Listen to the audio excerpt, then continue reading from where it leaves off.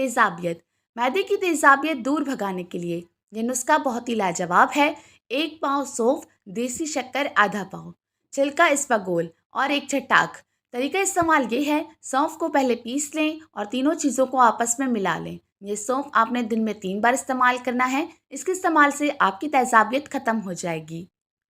अपने टूथब्रश को पहले नींबू के रस फिर सोडा बाई कार्बोनेट में डुबोकर अच्छी तरीके से इस्तेमाल करें। इससे दांतों को इस्तेमाल करने से और ब्रश करने से आपके दांत मोतियों की तरह चमकदार हो जाएंगे। चेहरे पर दाने। चेहरे को पहले पानी से गीला करके और इसके ऊपर फिटकरी का इस्तेमाल करें। हल्का हल्का मसाज करने से जो भी आपकी स्किन पर दाने होंगे वो ख़त्म हो जाएंगे। आपकी स्किन क्लियर हो जाएगी। ब्लैक हेड्स दूर करने के लिए टमाटरों को फ्रिज में रखकर खूब ठंडा कर लें और इसे चेहरे पर मलें। इस तरह से करने से सारे चेहरे के जो ब्लैक हेड्स होंगे वो ख़त्म हो जाएंगे और आपकी स्किन बिल्कुल क्लियर हो जाएगी।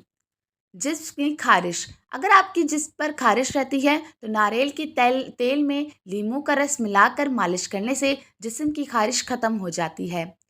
एक्ने पिंपल्स ख़त्म करने के लिए अगर आपकी स्किन जो है बहुत ज़्यादा ऑयली रहती है और उस पे एक्ने पिंपल्स का मसला है तो कुछ दिन चिकनाई ना खाएं, पानी ज़्यादा से ज़्यादा पिएं और बेसन में हल्दी, नींबू और दूध मिलाकर चेहरे पर लगाएं।